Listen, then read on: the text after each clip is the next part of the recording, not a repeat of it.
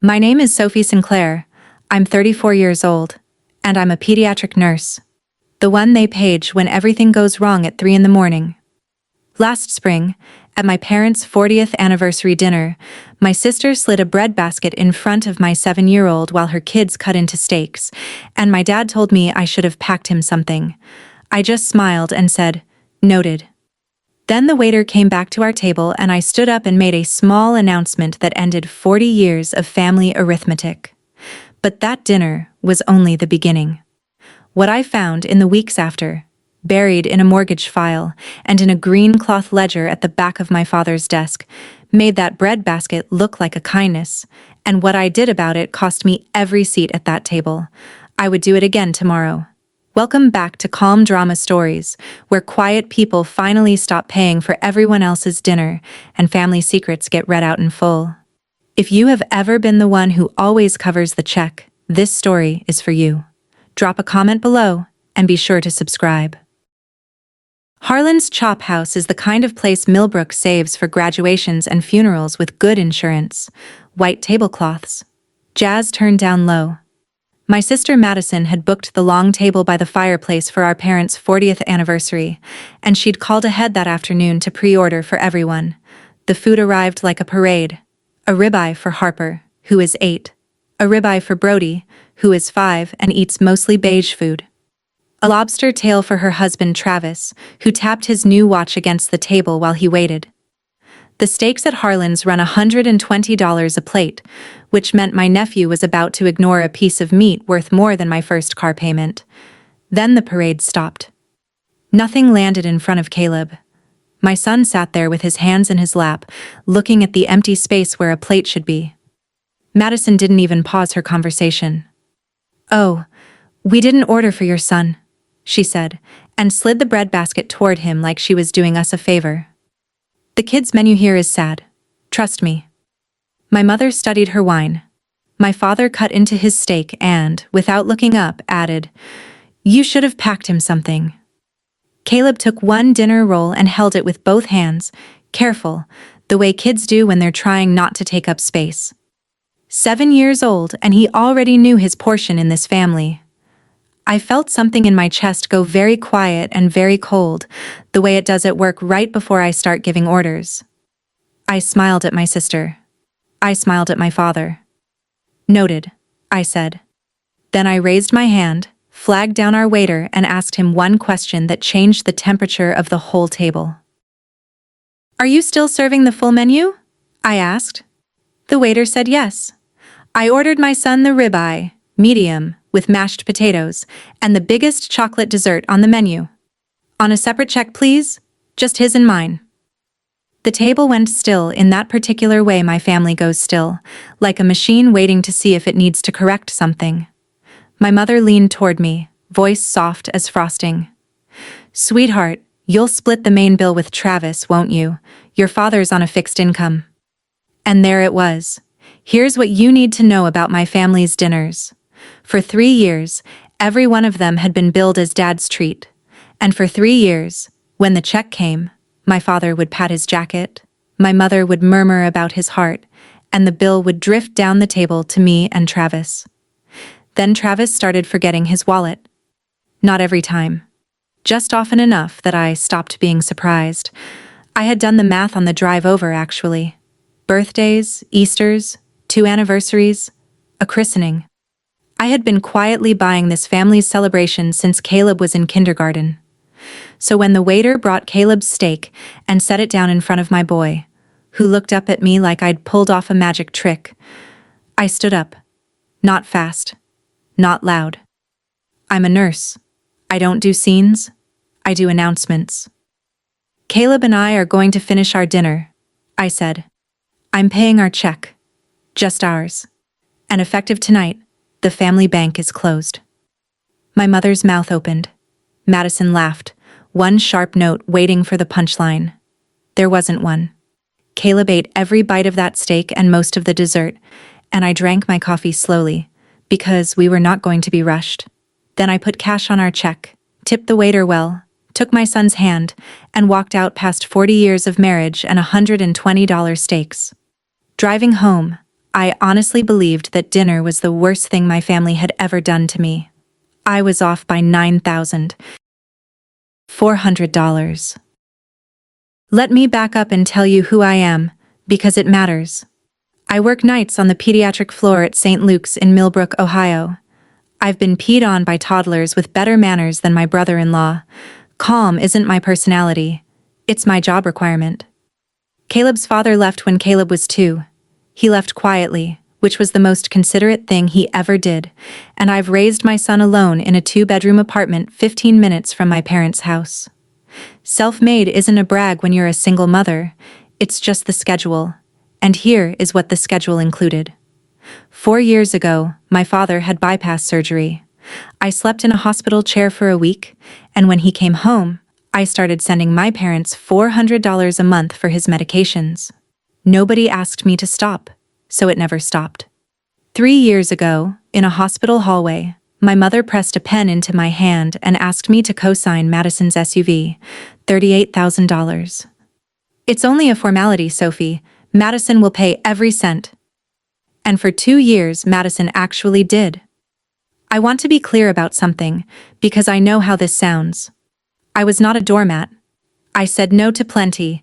I said no to a timeshare, no to Travis's business idea, no to a loan for a hot tub, and every no cost me a week of my mother's wounded silence and a month of the family phone tree. I paid the $400 because it was cheaper than the alternative, and the alternative was watching Caleb get frozen out of Christmas. I thought I knew exactly what my family cost me. It turned out I only knew the visible line items. Now, let me tell you what I wanted, because this story is really about a house. A little blue 2-bedroom on Alder Street, 6 minutes from Caleb's school, with a crooked front porch and an oak tree in the backyard that was practically begging for a tire swing. I had $28,000 saved for the down payment. 6 years of night shifts, 6 years of skipped vacations, store-brand everything, and picking up holiday rotations nobody wanted because they pay time and a half. Every deposit had a purpose, and the purpose had a bedroom window facing east. The first time I took Caleb to see it, he pressed both hands flat against the glass like he was checking its pulse. "Which room is mine?" he asked. I already knew. I had already measured, with my eyes, exactly where his dinosaur bed would go. Left wall, under the window, so the morning light would land on him instead of an alarm clock. My loan officer was a no-nonsense woman named Dana Whitfield, and she liked my file. Steady employment, 12 years at the same hospital, clean payment history, healthy down payment. Strong application, she told me. We get you through underwriting, we lock your rate, and you're home by summer. All I had to do was pass underwriting. People think underwriting is paperwork. It isn't. It's an X-ray. It finds everything, including the things you didn't know were inside you. I'm a nurse, so I should have remembered my own rule. The tests you don't study for are the ones that kill you. 2 weeks after that anniversary dinner, my phone rang, and the X-ray came back with a shadow on it. But first, the phone tree. The morning after the anniversary dinner, I woke up to 11 missed calls. My mother's voicemail led the parade, her voice doing that trembling thing she saves for church and confrontation. "You embarrassed your sister in public, Sophie, after everything this family has done for you." Madison posted a story that afternoon, a sunset, a wine glass, and the caption, "Some people make everything about money, praying for them." Travis sent a text of pure moral authority. "Not cool, Soph." By Wednesday, my Aunt Lorraine called, which is how I knew my mother had escalated to the reserves. Lorraine, to her credit, mostly listened. The rest of the family did not.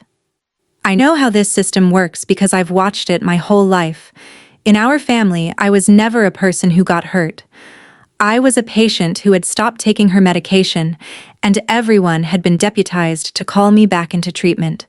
The treatment was compliance. I didn't apologize. I didn't explain. I typed and deleted 11 different paragraphs and finally sent nothing at all, and the silence felt like 2 things at once: freedom and shoplifting. That's the part nobody tells you about boundaries. The first ones feel like theft, because you were raised to believe the thing you're taking back never belonged to you. Sunday night, My mother sent one final text, and the sweetness of it should have been a warning. "We'll discuss this at Sunday dinner next week, sweetheart. We are still your family. Everything in this family is accounted for." I read it as a peace offering. I was wrong.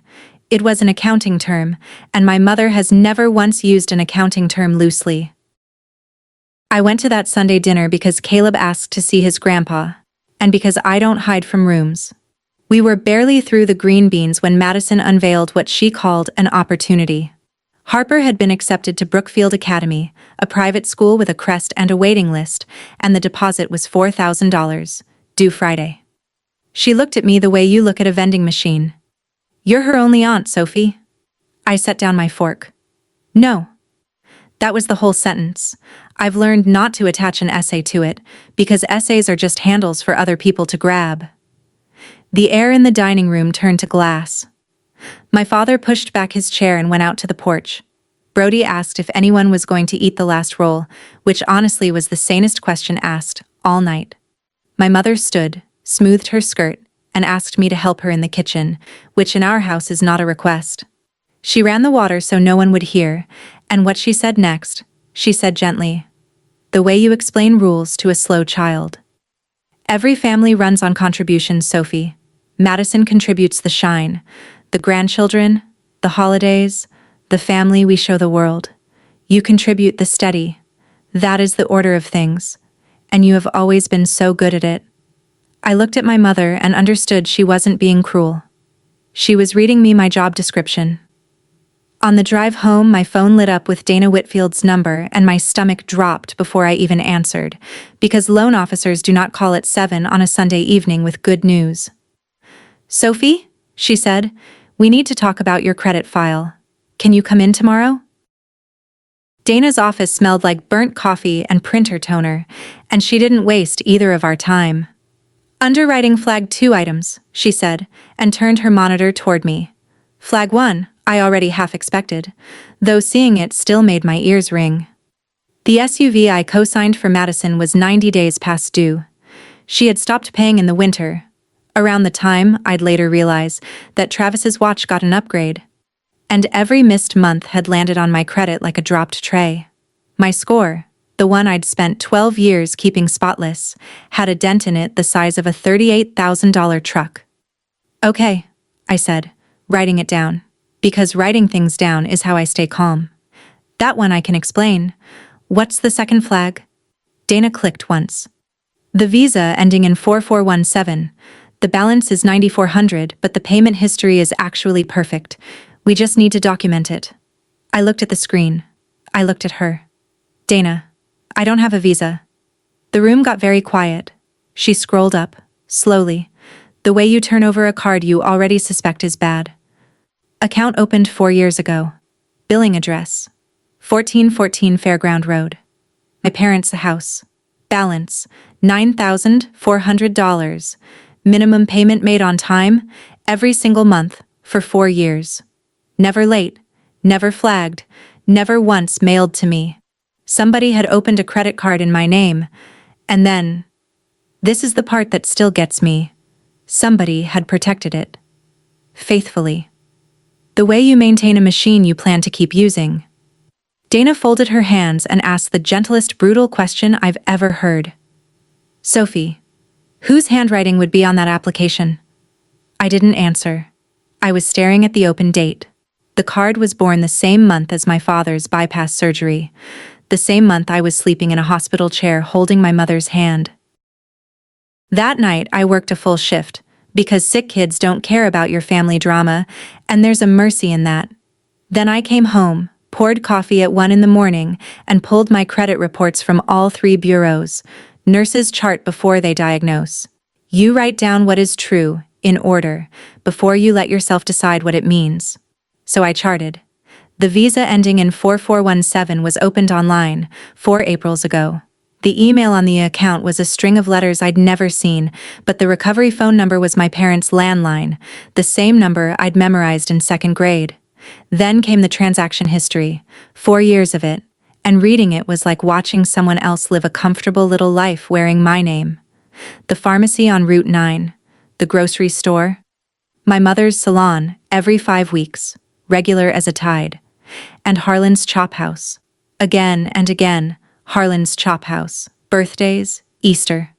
I scrolled back to last spring and found the anniversary dinner itself, the night of the bread basket, and sat with that for a minute.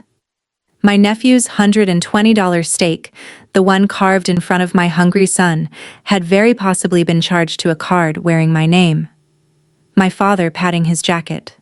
My mother murmuring about his heart. Dad's treat. I didn't throw anything. I want that on the record because I was tempted. I made a spreadsheet instead, with dates and amounts, and I labeled the tab the way I'd label any chart, in plain language, no adjectives. Then I sat back and looked at the one fact the spreadsheet couldn't explain away. There were 2 people living in that house on Fairground Road. Only one of them kept the books. I drove to Fairground Road on my day off with the printouts in a folder because I wanted to watch my mother's face when she saw them. I have spent my career reading faces the moment bad news lands. Fear looks one way, guilt another. My mother, Carol Sinclair, looked at 4 years of fraud in her own kitchen and showed me a third thing entirely: administration. She read the first page, took off her glasses, and folded them with a little click. "Your credit was the best in the family," she said. "We put it where it would do the most good. Family shares, Sophie." No flinch. No denial. She said it the way a treasurer reads minutes. I asked her if she understood what she'd done, and she straightened, offended at last. But at the wrong thing. Not one late payment in 4 years. Not one. I protected your name like it was my own. That's when I understood the size of what I was standing in. My mother did not believe she had stolen anything. In her mind, she was managing a shared family asset, and the asset was me. I told her I needed the account closed and my name clean, that I was buying a house. She actually laughed, one small note, and tipped her head. A house. And who put braces on those teeth, Sophie? Who paid for the gas that got you to nursing school? You were an investment. Investments pay out. That is the order of things. There it was again. The order of things. Like arithmetic handed down at Sinai. Noted, I said. And this time, the word didn't feel like manners. It felt like a pen, scratching a line into a book she couldn't see. The whole time we talked, my father stood in the kitchen doorway, drying the same dry cup. He never said a word. I told myself he didn't know. I needed one parent who didn't know. I found my father in the garage the next evening, because the garage was ours. Growing up, that's where he taught me to change oil and check a battery, where he'd slip me a soda and we'd hide together from whatever storm was blowing through the kitchen. He was at the workbench, wiping his hands on a rag, and he kept wiping them long after they were clean. "Did you know?" I asked. No folder this time, just the question. My father is not a talker, so when he finally spoke, I heard how long the answer had been rehearsed. "Your mother has kept this family fed for 40 years, he said. "A card inside the family isn't stealing." He looked at me then, and his eyes did something his words wouldn't. They apologized. "Don't make this big, Sophie, please. I don't have the strength for big anymore." I stood there in the smell of motor oil, doing the one kind of math I'd never let myself do. Then he made it worse because he thought he was making it better. "Anyway, the card's how Madison keeps that truck moving. Your mother lets her use it for gas. You'd rather your sister was stranded with 2 babies? The truck. The SUV with my signature on it, 90 days delinquent, still rolling around Millbrook on fuel charged to a card wearing my name. My father, the man who taught me to check the oil, had handed it over himself. I didn't yell. There was no one in that garage to yell at, just a tired man who had traded his spine for quiet, one small surrender at a time, over 40 years. I kissed his cheek, because he's still my dad. But I walked out of that garage with one less parent than I'd walked in with. Dana set up a call with the card issuer's fraud department, and by Thursday I was sitting in her office learning that the road forked, with no third path. Option 1. Absorb it. Pay or settle the $9,400, treat it as my debt, and keep the family peace.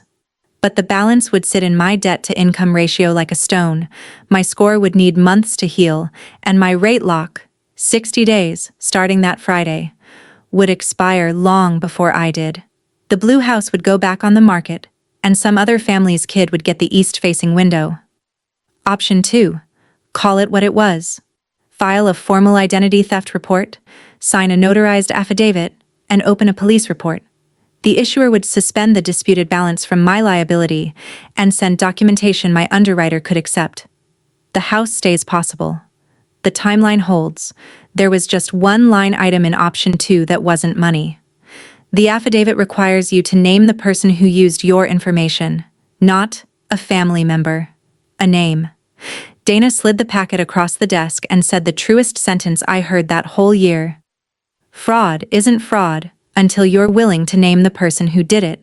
If you've ever pulled your credit report with your heart in your throat or found out that family had been quietly spending your name, tell me in the comments what you did.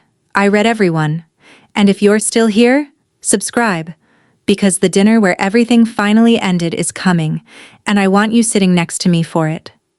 I took the packet home, but before I signed anything, I wanted my SUV co-sign papers. And here's the thing. My copy was missing the page with the payoff terms. My father kept every document in that house in one drawer. First, though, I tried to be reasonable, because I wanted to be able to tell Caleb someday that I'd tried. I asked for a family meeting, and I came with an actual plan, typed and stapled. My parents transfer the Visa balance into their own names, a balance transfer, one afternoon of paperwork. Madison and Travis refinance the SUV into their own names and take my signature off it. Nobody calls the police. Nobody's name goes in a file. Everyone simply carries what is theirs, which I realize now was the most radical thing anyone had ever proposed at that table. Travis crossed his arms and delivered his expert opinion. Nobody refinances at these rates. That's just financial illiteracy, Soph. This from a man whose truck payment I could see from my credit report. Madison went liquid. Real tears. That's the thing about my sister. The tears are always real. They're just always for herself. You'd put Mom in a police file over a credit card? What is wrong with you? And I watched it happen. Right there over the pot roast. The reframe. In the space of one dinner, the woman whose name had been stolen became the woman attacking her family. My mother let the noise run its course, then folded her napkin and issued the ruling. This family does not sign papers against each other. I looked around the table and did something I don't recommend unless you're ready for the answer. I counted the papers already signed, the cosign with my name, the card application with my name, the $400 transfers, month after month. Every paper in this family had been signed in one direction, quietly, against me. Fine. If no one would hand me the missing page, I'd go find my copy myself. And I knew exactly which drawer to look in. Sunday morning, my parents were at church, and I still had a key, because I was the daughter you could trust with one. My father's study smelled like pipe tobacco and pencil shavings, unchanged since the 90s. The big oak desk, one drawer that mattered, everything filed the way a machinist files things, square, labeled, permanent. I found the SUV folder in the second hanging file and the missing payoff page right where it should be. If I had stopped there, this would be a different story. But when I lifted the folder, the drawer underneath it didn't look empty. At the bottom, flat against the wood, lay a ledger.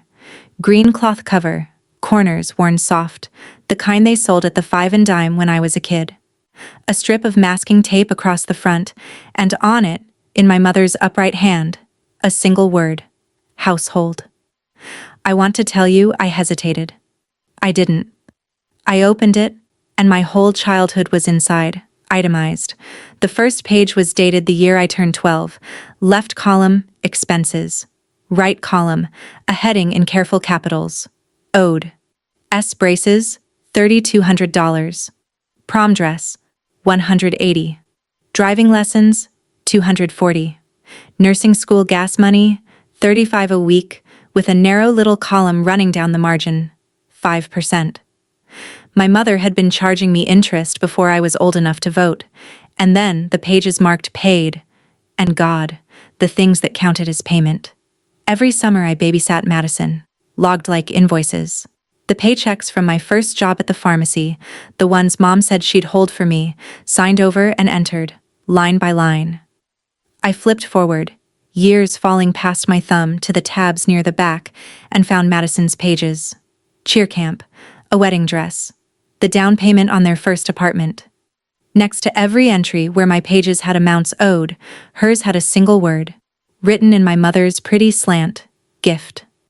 I stood in my father's study holding the arithmetic of my entire life, and I finally understood the anniversary dinner. The breadbasket wasn't a mood, it was policy. And then I turned to the newest page where the ink was still dark, and the newest page didn't have my name on it. The heading on the newest page was a single initial. C. It started last year. School shoes, $62. The sneakers my mother gave Caleb in September, the ones he wore to bed the first night because he loved them too much to take off. Birthday bicycle, $180. The red bike from Grandma and Grandpa. Streamers on the handlebars. My boy wobbling down the sidewalk while my father held the seat. Gifts. That's what we'd called them. That's what Caleb, 7 years old, had said thank you for, in a thank you card I helped him spell. Every one of them was entered in the ledger as a receivable. They had opened an account on my son before he could read the word account, and they were already keeping it current. My father's voice floated up from the anniversary table. You should have packed him something. And I finally heard the sentence underneath the sentence. In this family, you don't feed the ones who owe you. You feed the ones you're investing in. I closed the ledger. I did not photograph a single page, and I know half of you just yelled at me, so let me explain. A photo makes it evidence, and evidence means lawyers arguing about a sad green notebook. I didn't need it for evidence. The bank records were my evidence. I needed it for a diagnosis. I set it back in the drawer, squared the corners the way my father would, locked the front door behind me, and sat in my car in their driveway for 10 minutes with my hands at 10 and 2.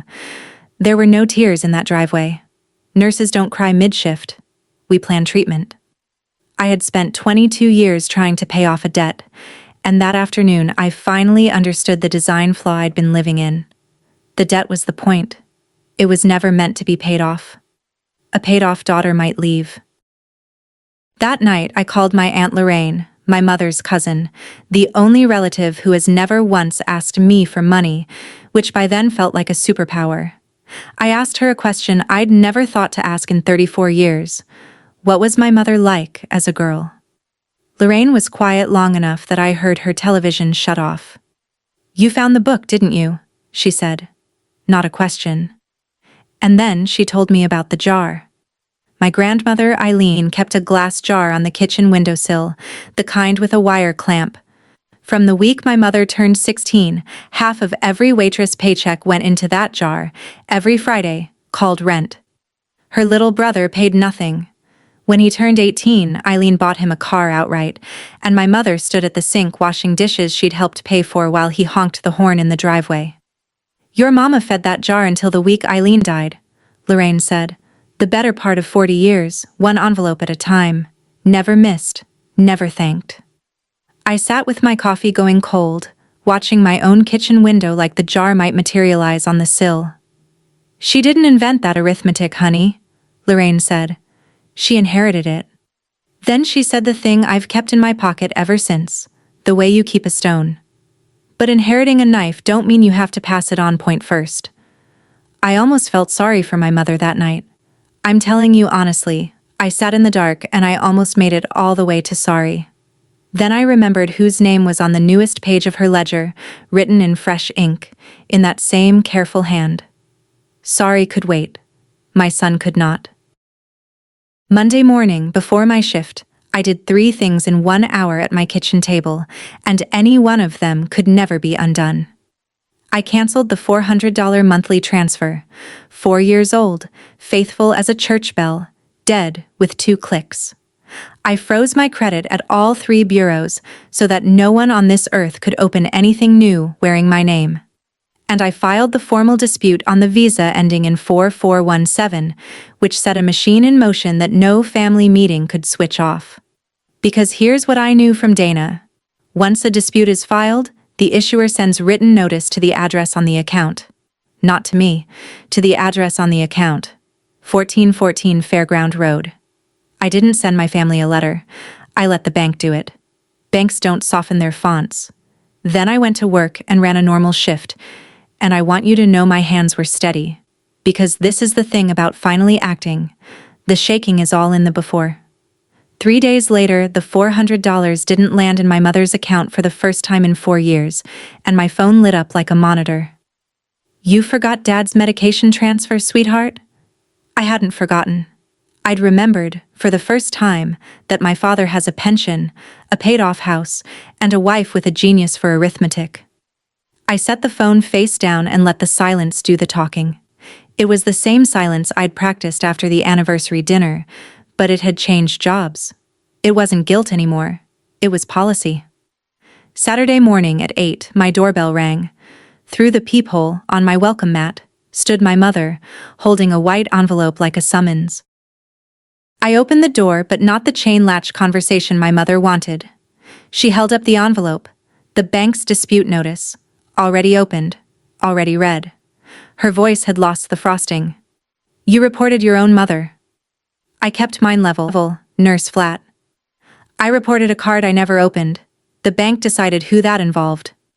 We looked at each other through the morning cold, two women holding two completely different stories about the same piece of paper, and then I said I had to get Caleb to his swim lesson, and I closed the door gently, which in my family is the loudest thing you can do.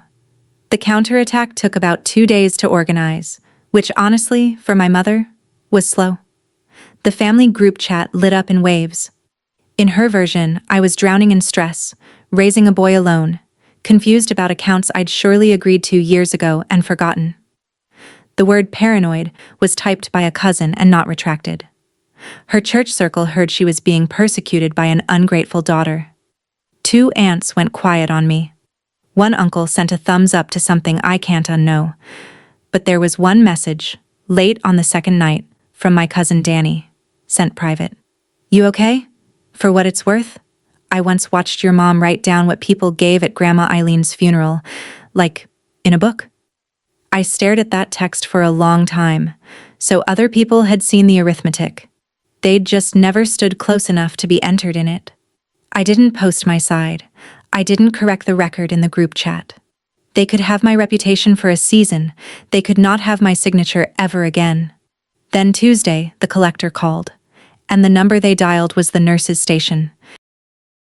There's a phone at the nurse's station that exists for surgeons and parents, and on Tuesday, in the middle of MedPass, it rang for me. A collections agent calling about a delinquent auto loan on the pediatric floor of St. Luke's. It turned out Madison had listed my work number as a reference on the loan paperwork. Of course she had. And 90 days of her silence had finally rolled downhill to a stranger reading a script to a nurse holding a med cup. My charge nurse Tanya handed me the message slip with the careful non-expression we use for families in denial, and I felt heat crawl up my neck. Not guilt, exposure. My family had finally billed me at the one address I'd kept clean. On my break, I called the agency back and did what I do best, which is procedure. Under federal collection law, they may not call my workplace once I tell them my employer prohibits it, and all further contact goes in writing. I said it twice, calmly, and got a confirmation number, because confirmation numbers are love letters you write to your future self. When I hung up, Ruth Delgado was standing in the break room doorway with 2 vending machine coffees. Ruth is 58, retired from our floor, lives across the hall from me, and has a way of appearing exactly when the ceiling is coming down. She handed me a coffee. Sit. Tell it all. So for the first time, I did. The card, the ledger, the jar. All of it. Ruth listened like a triage nurse, nodding at the vitals. Then she said, "Utility daughter. I was one. So, what's your plan?" And right then, Dana called with a deadline I didn't expect. Dana didn't do preambles. The issuer accepted the dispute provisionally, But to clear your liability before your rate lock expires, they need the notarized affidavit and a police report within 10 business days.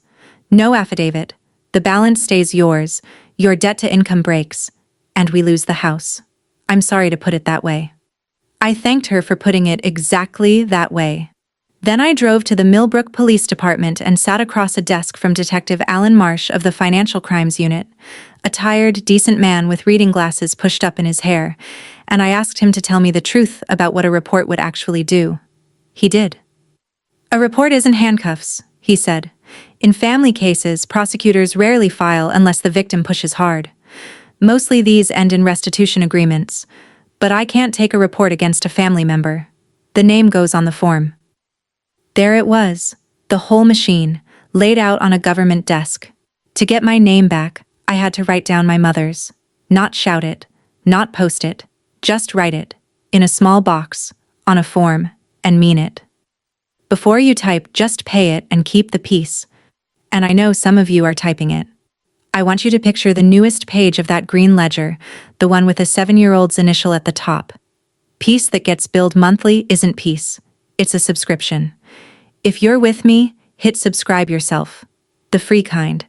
Because what my mother did at my father's birthday dinner is something I'm still not over. That night, the affidavit sat on my kitchen table, notary page blank. It sat there through 3 shifts, 3 school runs, 3 suppers. I'd stopped being afraid of my mother. I was afraid of the mirror, of becoming a woman who files paperwork on her own mother and calls it love. Sunday evening, Madison finally texted me directly, which told me the family had run out of intermediaries. Dad's in the ER. Chest pains. Happy now? I left Caleb with Ruth and drove to St. Luke's, and I want to be honest about the drive.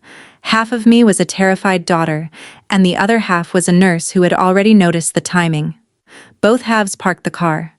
In the ER, they'd already run his blood work. His troponin was negative, his EKG was clean, and the working diagnosis was anxiety and reflux, a body keeping the books its owner refused to open. He would be fine.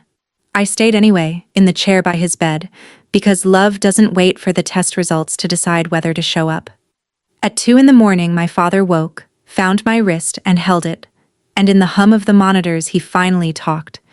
He told me about the night of his own wedding, how my mother, in her going-away dress, had my father drive her past Eileen's house so she could put her envelope in the jar before the honeymoon. He told me that the day Eileen died, my mother stood at the sink and washed that jar, dried it, and set it in the cupboard like an heirloom. She doesn't know another way to love, Sophie. It's the way she was taught. The jar was the whole language. And for one long minute in that dark room, I saw her, 16, in a diner apron, sliding half of everything she'd earned across a counter toward a woman who never once said thank you. I held that girl in my mind, and I ached for her, truly. But pity is not a payment plan. When I stepped into the hallway, my mother was standing at the far end under the exit sign, eyes red, and she opened her mouth and began the last offer she would ever make me. We sat in the empty ER waiting room at almost 3 a.m, under lights that flatter no one, and my mother laid out terms like a woman who had consulted someone because she had. Here is what will happen, she said, even-voiced. You will withdraw that dispute. You will settle the card quietly. It's $9,400, you have it. You will resume your contribution to this family. And Saturday, you will come to your father's birthday dinner at Harlan's and sit in your place, and none of this will ever be spoken of again. She smoothed her coat over her knees. And if you file those papers instead, hear me, Sophie. You will not have a family, and Caleb will not have grandparents. You'll have done that to him, not me. There it was. My son, slid across the table like a chip. I asked her quietly if she'd ever once done the math the other direction, what the family owed me. She looked at me with genuine confusion, as if I'd asked her to divide by 0. And then she said the thing that told me the whole story, hers and mine, and the jars. I paid my mother until the day she died. Every week. I never complained. I never counted. She caught herself, but we both heard it. She counted everything. It's your turn. That is the order of things. My turn. Not a wrong to be righted. A shift to be covered. Like the debt was a family business handed down and I was refusing my inheritance. I stood up and buttoned my coat. Noted, I said. On the drive home, and I know how this sounds, I laughed once, alone, at a red light. Saturday. Same restaurant. Probably the same table. My mother does love a full circle. As it happens, so do I. Wednesday, Ruth sat me down at her kitchen table, read the affidavit front to back through her drugstore glasses, and pushed it back across the placemat. She asked exactly one question. What are you more afraid of losing? Your family, or your job title in it? I opened my mouth to answer and nothing came out, and Ruth nodded like a nurse reading a monitor, because the silence was the vital sign. I had been the strong one, the steady one, the one who covers, for so long that I couldn't find the seam where the job ended and I began. Losing them was grief, but losing the title, reliable Sophie, Sophie who handles it, that was the one that whited out my mind, which is how I knew the title was the tumor. Get your coat, Ruth said. She drove me to the notary in the strip mall by the bank and stood beside me smelling of coffee and peppermint while I signed my name. My whole, legal, first and last name, the one they'd been spending. And the stamp came down with a thunk like a firm diagnosis. Signing is medicine, Ruth said in the car. Filing is the dose. The papers went into my purse, unfiled. The deadline was Monday, 9 a.m. Then Ruth did one more thing. She called the charge desk and took my Sunday night shift so I could sleep before filing day, and when I started the automatic no thank you, she looked at me until I stopped. Yes, I said. Thank you. No conditions, no repayment attached. It had taken me 34 years to say it plain, and between me and that Monday deadline stood exactly one birthday dinner. Friday night, I was folding laundry when Caleb appeared in the doorway in his dinosaur pajamas, holding the stegosaurus he only carries when something is heavy. He climbed onto my bed, arranged the stegosaurus with great ceremony, and then asked the question he'd been carrying since spring. Are Grandma and Grandpa mad because of me? Because you bought me the steak? 7 years old. They had held the account open in his name for 1 year, and he was already trying to make the first payment. That is how it starts. That is exactly how it starts. I put down the laundry and sat on the edge of the bed, and I said each word slowly because I was laying bricks. Nobody pays to sit at my table, not you, not anyone. You did nothing, and you owe nothing, and none of this is yours to carry. He studied me with that lie detector face kids have. Then he nodded, tucked the stegosaurus under his chin, and was asleep in 4 minutes. The way children sleep when someone else agrees to hold the heavy thing. I stood in the doorway a long time, watching him breathe. I had already decided to go to the birthday dinner. Not to perform, and not to fight. To finish it properly, face to face, the way you close a chart before you leave a shift. And so that someday, when Caleb asked how it ended, I could tell him his mother walked out the front door, not the back. I laid out my good blue dress, I put the affidavit in my purse, and I practiced one short sentence in the mirror. Harlan's Chop House, Saturday night. The long table by the fireplace. My mother reserved the exact same table, and I honestly don't know if it was a message or if she simply cannot imagine the world rearranged. But this time, everything was different, and the differences were the tell. A chair was already set for Caleb, with a booster the hostess mentioned had been requested in advance. A kid's menu waited on his plate, crayons fanned beside it like a peace treaty. Madison greeted us at a temperature I hadn't felt from her since high school. We ordered the ribeye for Caleb, she sang. Medium. That's right, isn't it? It was right. That was the eerie part. The machine knew exactly what generosity looked like. It had simply never priced it for us before. My father looked good, color back in his face, tearing his dinner roll into small pieces. Travis's watch caught the firelight every time he reached for his lobster. A new band since the ER, if I wasn't mistaken, on a truck loan 90 days past due. Nobody mentioned the bank. Nobody mentioned the dispute. The conversation stayed on Harper's school and Brody's tooth, and my mother watched me down the length of that table the whole meal, pleasant and unblinking, a treasurer confirming a deposit had cleared. I ate. I complimented the potatoes. In nursing school, they teach you that the calmest person in the room is the one holding the chart, and my purse was on my lap the whole night. Then, as the plates were cleared and before dessert could land, my mother picked up her spoon and tapped it twice against her wine glass, and the table hushed. "Before the cake," she said, smiling at me, "I have a gift for Sophie."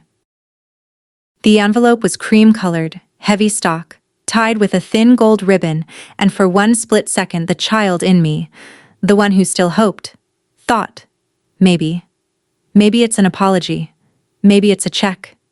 Maybe 40 years of arithmetic ends in a card with flowers on it. I untied the ribbon. Inside was a single typed page, and across the top, in bold capitals, it said, "Family Repayment Plan." I'm going to tell you exactly what it said, because I've read it many times since. Item 1. Sophie withdraws the bank dispute within 48 hours. Item 2. Sophie assumes the visa balance as a family matter, handled privately. Item 3.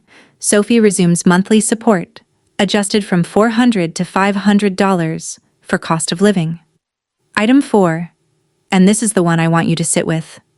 In exchange, Caleb receives full family access. Holidays, birthdays, grandparents. My son's grandparents, offered back to me at a rate increase, in exchange for my signature. There was a line at the bottom for that signature, with the date already filled in. My mother's handwriting on the date. Of course, the machine does not apologize, it issues terms. My mother folded her hands and addressed me in her blessing voice, the one she uses for grace before meals. "Sign it, sweetheart. Tonight for your father's birthday, and this family will be whole again.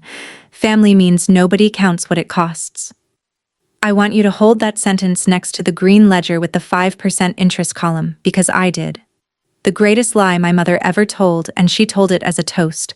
Madison produced a pen from her bag. Travis's pen, the gold-capped one. I looked at the pen. I looked at my son, halfway through a ribeye he did not have to earn, and I stood up. The last time I stood up at that table, I made an announcement. This time I didn't raise my voice at all, and that's why every head at the table leaned in. I've learned that from years of night shifts, that the quietest voice in the room sets the volume.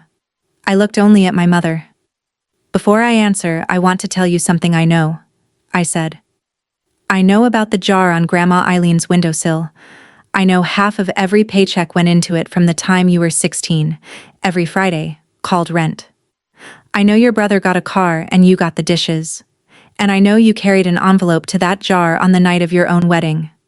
My mother went absolutely still. Down the table, my father set down his fork without a sound. "You paid your mother until the day she died," I said. "And I think I'm the only person at this table who understands what that cost you. So I'm not going to shame you. I'm not going to read anything out loud. I'm not going to perform for the family the way this plan wanted me to sign for it." I touched the cream-colored page. "But the jar stops here, Mom. I'm not taking the handoff." Then I told her, plainly, in the voice I use for treatment plans, what Monday would hold. At 9 in the morning, the affidavit and the police report would be filed. I had told the detective I would not be pushing for charges. I said that clearly, and I watched Madison's shoulders drop half an inch. "I don't need you in handcuffs, Mom. I need my name back. The balance goes back to whoever made it. That isn't revenge. It's arithmetic. Your kind." My mother's voice cracked upward, for the first time in my life in a public room. "You ungrateful..." And then it simply stopped, because I hadn't moved, hadn't flushed, hadn't given her surface to strike. I laid the family repayment plan down next to the bread basket, unsigned, which felt like the correct filing location. I counted out cash for 2 meals, mine and Caleb's, and set it under the salt shaker with a good tip. The arithmetic of a woman who pays for exactly what her family ordered. "Noted," I said, one last time, to no one and to all of them, and then the sentence I had practiced in the mirror, the one that had been coming for 22 years. The ledgers closed. I helped Caleb into his jacket. He hugged his grandfather, said happy birthday in his church voice, and my father held on one beat too long, whispering something into my son's hair I couldn't hear. We walked out past the fireplace and the white tablecloths, and a room that had gone politely deaf, the way rooms do. Nobody clapped. Real life doesn't clap. But the waiter, our waiter, the breadbasket waiter, still working that same floor, met my eyes at the door and gave me the smallest nod ever recorded. Monday, 9 a.m. I kept my appointment, and my hand did not shake. It was the only signature my family ever got from me that I read first. I was buckling Caleb into the back seat when I heard footsteps on the asphalt behind me. My father, moving faster than a man 6 days past a chest pain scare should move. Reflex took over. I met him and took his elbow, 2 fingers finding his pulse before either of us said a word. He waved me off, breathing hard, and stood there in the parking lot lights with his hands in his pockets. And for a moment he looked exactly like the man in the garage, hiding from weather. "I can't stand up to her," he said finally. "I want you to know I know that about myself. I ran out of that a long time ago." He looked at the restaurant window. "But I see all of it, Sophie. I always have. And what you did in there." He stopped, jaw working. He never finished the sentence, and I never needed him to.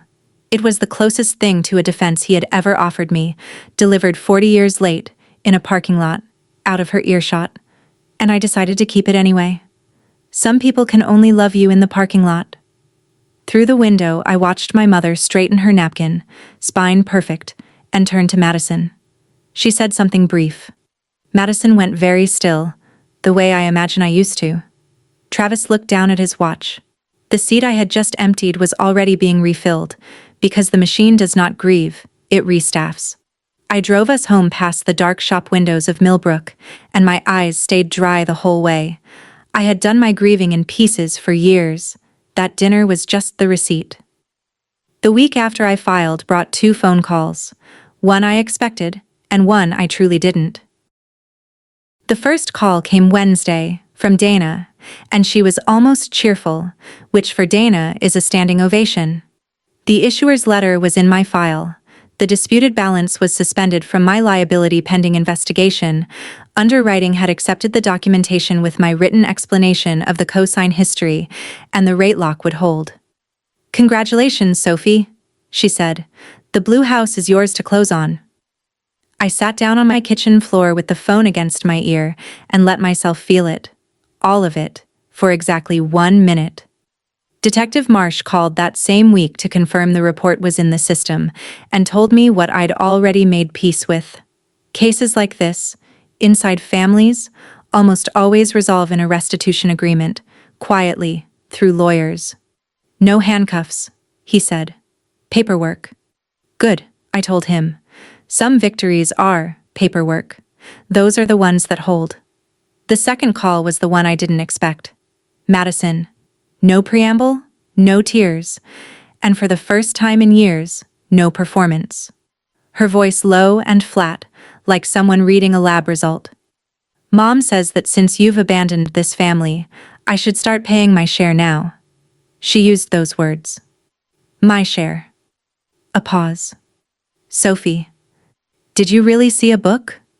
And I realized my sister was standing at the top of the same chute I'd just climbed out of, hearing the first click of the machine turning toward her. "You'll see it eventually," I said. "Your pages start with the word gift. They don't end with it." I wasn't cruel about it, and I didn't rescue her either. She wouldn't have believed me anyway. Not yet. I just told the truth and hung up. 3 weeks later, a woman from the title office handed me 2 keys on a paper ring. Moving day was small and loud and perfect. Ruth carried boxes of books like a woman half her age and bossed everyone within range. Tanya came straight off a night shift with 2 nurses from our floor, and they wrestled my secondhand sofa through the blue front door sideways, laughing, while I stood on my own porch and let them. That sentence took me 34 years to learn to write. I let them. Caleb's dinosaur bed went against the left wall of his room, under the east window, exactly where I'd measured with my eyes months before. and the morning light landed on it like it had read the plan. My family's silence held all summer, formal as a treaty. The restitution agreement was worked out through a lawyer, quietly, the balance settling back where it had always belonged. I signed nothing except my own mortgage, which I read twice, every page, out of new habit. But I'll tell you about the $20, because it's the part I didn't see coming. My father came by on moving day. He stayed 20 minutes, never past the front hallway, hands in his pockets, looking at the house the way he looks at engines, approving of the bones. On his way out, he stopped in front of Caleb and pressed something into his hand, folded into quarters, the way men of his generation pass money, a $20 bill. And then my father, who had watched a green ledger swallow both his daughters' childhoods and said nothing for decades, leaned down to my son's ear and gave him the only inheritance that mattered. "Don't tell Grandma," he said, "and don't write it down." Caleb, who understood none of it and somehow all of it, solemnly shook his grandfather's hand. That page of the ledger ends there, unbalanced, unbilled, free. These days, Saturday mornings belong to a diner 4 blocks from the Blue House, a place with vinyl booths and a waitress named Dot, who calls everyone baby. Caleb orders first. That's not an accident. That's the house rule. He gets the triple stack of pancakes with extra whipped cream, and nobody at the table asks whether he's earned it, and nobody slides him a bread basket, and nobody writes anything down. I didn't pack him anything. He ordered first. Last Saturday, in the middle of the pancakes, my phone buzzed. "Madison. Hey, things are tight. Could I borrow?" I didn't read the rest. And I want you to notice what I didn't feel. No anger, no satisfaction, no old tug behind the ribs. Just a familiar diagnosis walking through a familiar door. I typed one line back. "No, but if you ever want out, I know the way." Then I turned the phone face down next to the syrup, which is where phones belong on Saturdays.